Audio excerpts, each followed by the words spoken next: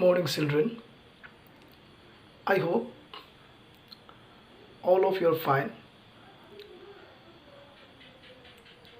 Today, this is my second class of number system, chapter 1. First of all, I want to remind you what we have discussed in our previous class. We have discussed about number system. First we have discussed about natural number, start from 1 to n up to infinity, means 1 2 3 dot infinity. We cannot count. Then second, whole number, which is start from 0, then 1 2 3 4 5. Then we can say that all natural numbers are whole number.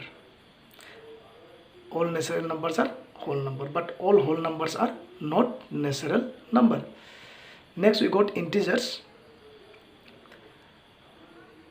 Positive and negative numbers including 0 is called integers. I have shown you a number line in the last class.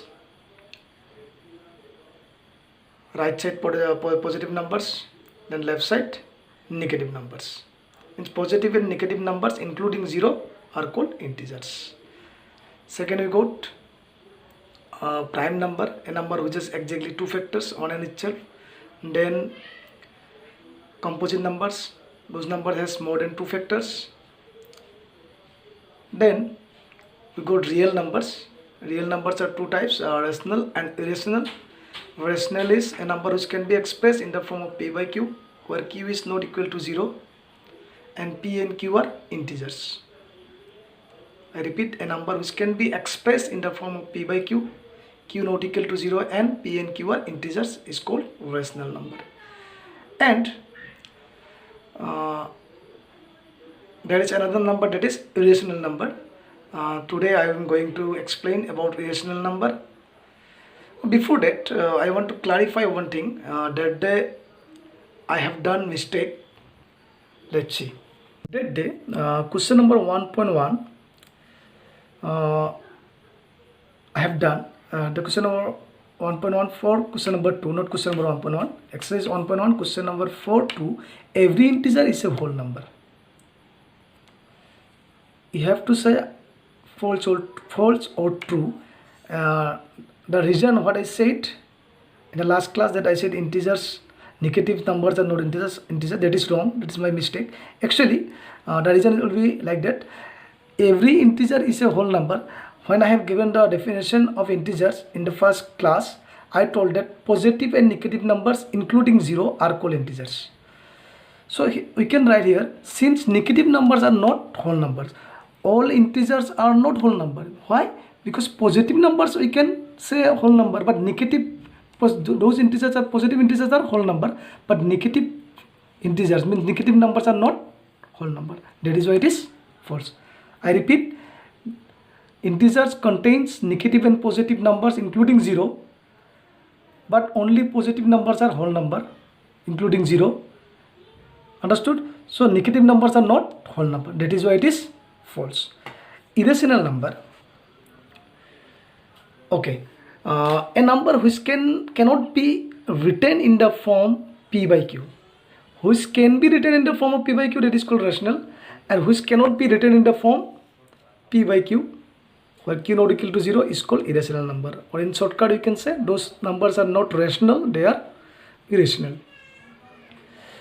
So example, that root 2, root 3. Now root 2, can you find the square root of 2? No. Why?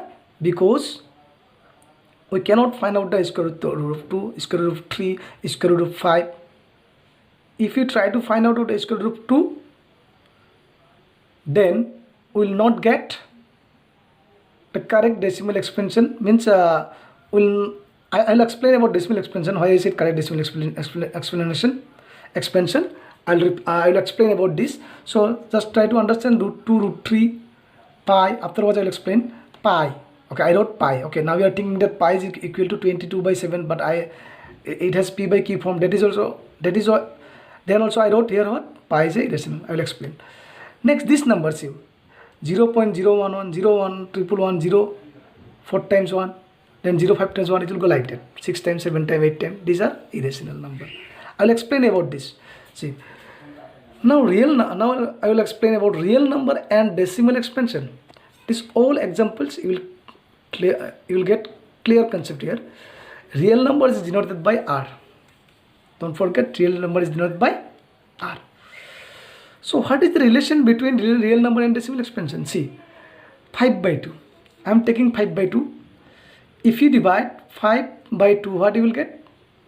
2.5. If you divide 3 by 2, what do you get? 1.5. In both this division, you will get remainder 0. Also 6 by 100, 0.06. All this division, you will get remainder 0. And remainder 0, and this type of decimal is called what? Terminating. Try to understand. If you will get remainder 0, then this type of decimal is called terminating. Secondly, here that is why I wrote here remainders becomes 0. Next you see 1 by 3. If you divide 1 by 3, 1 you cannot divide by 3. You have to take point, then 0. 3 3 is 9, then 10 9 1. Again 4.0, then 3 means you are getting 3 3 3 again and again. See, this decimal and this decimal, they are different. You are getting remainder 0, but here in remainder never becomes 0. You will not get 0. Okay. In this case, you can write 0.3333 dot dot, or you can write shortcut 0.3. But that means 3 is repeating here. This bar means what? We are getting bar on 3, so this 3 is repeating. Clear? And this type of also one more example I have given. 1 by 7, 0.142857, 142857, 142857, and 0. Which are the numbers repeating? 0. Was here repeating 142857. So 142857. You have to give bar on these numbers. So this is also different decimal. This type of decimal is called terminating, and this type, those are repeating. You have to write non-terminating. This is terminating, but these are non-terminating, but what? Repeating. This repeating word, sometime we can use recurring also. Repeating and recurring, same word, meaning. Okay, non-terminating, but what? Repeating. Now, third one. Some of the decimal expansion means I have given some of the decimal expansion like this: 0.01, 001, 0001. This is now. See, this here, which number is repeating? You cannot write. Every time we are getting one more 0. 20, 30, 40, 50, 60 means infinity. You cannot say this is repeating. Or you cannot say this is terminating. This is not terminating and also non-terminating. But you are not getting repeating number also here. Now pi. I wrote pi is irrational number. Why? Now I am writing this. Pi is not equal to 22 by 7. You are getting shocked that you have been using the value of pi is 22 by 7, but today I am saying that pi is not equal to 22 by 7. Yes, it is correct. Why? Actually, for mathematical use or for some problems, we need to solve some problem. On that reason, we are taking pi is equal to 22 by 7. If we divide pi 22 by 7, then you will get 3.14 or something. Means in generally, when you are taking a decimal, what do we take? That after decimal we are taking what? Like in a decimal we are taking what? Not all the digits. After point we are taking correct up to 2 decimal. Like suppose we need pi 3.14. You already got. We need root to 1.41. It is usable. Okay. So in this case, if you divide 22 by 7, this after point, this 2 decimal means 3.14. If you divide 22 by 7, then also you will get 3.14. But exactly you will not get this. Only these 2 numbers after point, these 2 numbers are matching with this. And for some problems already I told you, we need this one. But pi is not equal to 22 by 7. The original value of pi is this one. And it is not repeating. That is why pi is irrational number. I hope all of you understood. Now, second one, root 2. Root 2 if you try to find out the value of root 2 by long division method, what you got in class 8, find out the square root by long division method. If you use that method, then you will get 1.41. Means you cannot say it is repeating, it never finished. So this type of numbers are called, because these types of number you will not get the p by q format. You never get p by q format, and those numbers does not have p by q format. Already I told you that numbers are called what? Irrational number. That is why this type of decimals are called non-terminating, non-repeating. Now see, terminating decimal, from where you got 5 by 2, 3 by 2, 6 by 100. Non-terminating 1 by 3, from where 1 by 3, 1 by 7. Means non-terminating but repeating and terminating both have what? P by Q format. That is why those decimals are, those decimal expansion are terminating, they are also rational, and those decimal expansion are non-terminating but repeating, they are also rational number, because they have what? P by Q format. And those numbers have P by Q format, they are called rational number. Now some of the decimal expansion I told you, these numbers does not have P by Q format. That is why these are called irrational number. So I hope all of you understood the rational number and irrational number. Okay, then okay, now exercise 1.2. State whether the following statements are true or false. Every irrational number is a real number. Try to understand. Every irrational number is a real number. Yes. Why? Because we know that all rational and irrational both together are called what? Real number. Yes. If all irrational numbers are real, all rational numbers are also real. That is why we can, every irrational number is also a real number. I wrote here, yes, because all rational and irrational both together are called what? Real numbers. Next, every point on the number line is of the form root m, where m is a natural number. Okay. False, because see, 1.1, root 3.2, 1.1 root 3.2, or root 4 is equal to 2, root 9 is equal to 3. See here, 4, 9, this is a rational number. But here you see 1.1, root 3. This 3.2 and this 1.1, these are not natural number. In question, what is every point on the number line is of the form root m, where m is what? Natural number. But 1.1, 3.2, these are not, 3.2, 1. These are not natural number.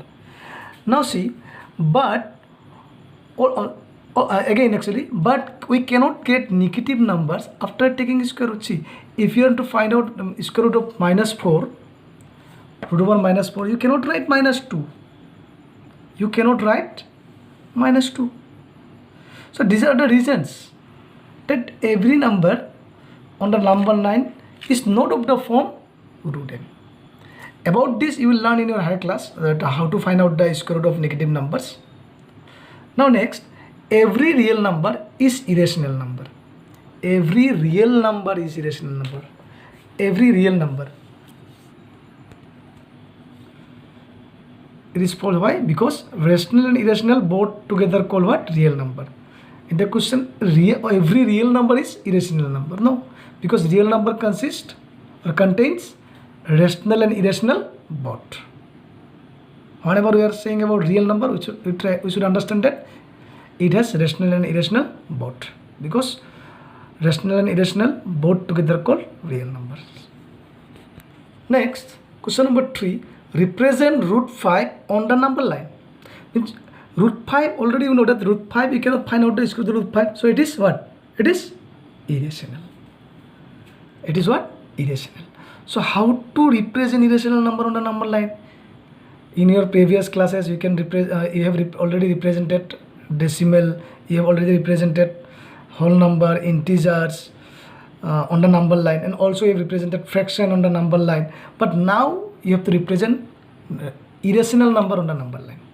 See, I am taking a number line 0, 1, 2, minus 1, minus 2, and here 3, 4, minus 3. See, let us consider a number line and construct a unit square. Unit square means what? unit square means what? We are taking one unit of each of the side of the square. So this is 1 unit. 1 unit means what? You know what is the measurement of this? Is 1, no? 0 to 1. You can take this as measurement 1 centimeter, 2 centimeter, anything. But don't forget what measurement you are taking for 0 to 1. 0 to 1. That same measurement you take for AB, BC, and also AC. Means in a square all the sides are required, and 1 unit, 1 unit. 1 unit means you can take 1 unit is equal to 5 centimeter, 6 centimeter, 1 centimeter. Anything you can take, okay? But all the sides should be equal. Now see, suppose this is 0, you know, treat as O, and 1 you treat as A. This is B and this is C. Don't forget these are 1 unit. Measurement of this same. So I'm making a square. After that, join what? OB.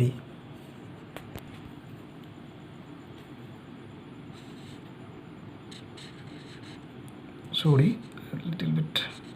Okay, now understood. It is on. You have to join O to B means OB. After joining, you can see this is a square, so it is how much? 90. So it is clear that OAB is a right angle triangle, and in a right angle triangle, you know, we can use Pythagoras theorem. So in triangle OAB, Pythagoras theorem means which is the hypotenuse? The opposite side of 90 degree. It is what? OB. So hypotenuse square is equal to base square plus perpendicular square. So OB square, base how much? This is 1 unit, this is 1 unit. So 1 square, and AB is also what? 1 square. So 1 square, 1 square.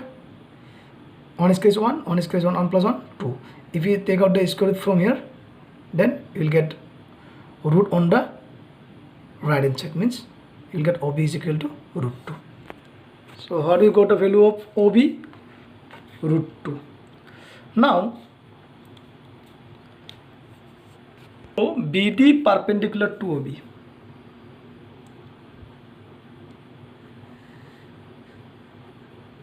Okay, before that I want to explain one thing.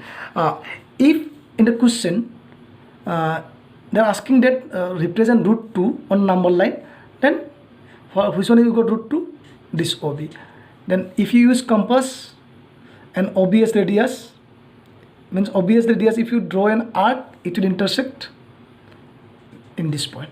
And this point, suppose I am writing P, and this P will be the, means P is represent root 2 on this number line.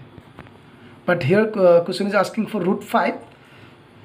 So we have to do some more lines or simplification. Now draw BD perpendicular. What is the measurement of BD? This is also 1 unit. Means it is equal to OA, AB. Now join, means perpendicular means you know, no? It should be 90 degree. Means BD and OB. Now draw BD perpendicular to OB, and BD is equal to 1 unit. Now you are getting this angle is 90. So now OBD is also a right angle triangle. So using Pythagoras theorem, OD square is equal to OB square plus BD square. What is the value of OB?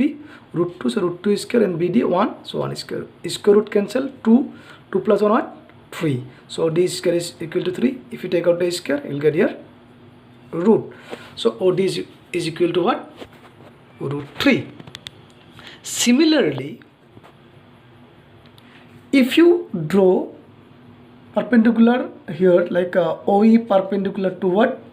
D, this is 1 unit, and join with O, then if OD is root what? Root 3, then similarly you will get OE will be root 4. Again, if you draw perpendicular here, then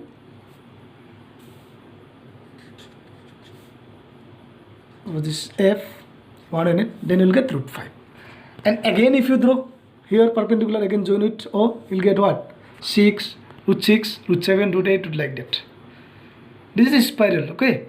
Now, that is why I wrote similarly OE is equal to similarly OE is equal to 4, OAB is equal to root 5. Now O means already I told you which number you need, which number you have to represent. Suppose a question is asking about root 3 or root 4, which one? See, if The question is asking for root 2, only this step is okay, only you have to draw this one, no need to draw perpendicular, BD perpendicular or DE. If question is asking about root 3, so you have to do up to the perpendicular BD and join it this one. Means which one is, here question is asking about root 5, so I have done all these steps. Now this is similarly we can do, no need to show using Pythagoras theorem here again, because already I have shown for root 2 and root 3.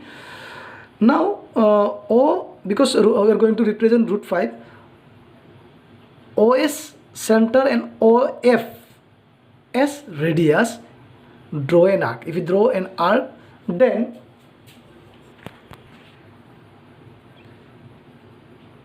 you will get this one to here. See, I have not done exactly because I am not using compass. So when you use compass, you will get exact measurement, and some lines are bent here, so you can get it straight. Okay, so I think all of you understood the concept. So this is suppose Q, or any name you can write here, means, and I wrote here root for root 2 P. This is actually no need here, only root for root 5 you have to represent, but because of understanding I have given this one. So for root 3 also you can draw, for root 4 also, means which one you need, just draw this one. So what I wrote, as of a radius, draw an arc which intersect the number line at S. Sorry, actually I wrote intersect S, so it is S, okay, not Q. So S, you can write anything. I wrote S, that is why here also I wrote S. So H denotes root 5 on the number line. I have all of you understood this one. Next, exercise 1.3.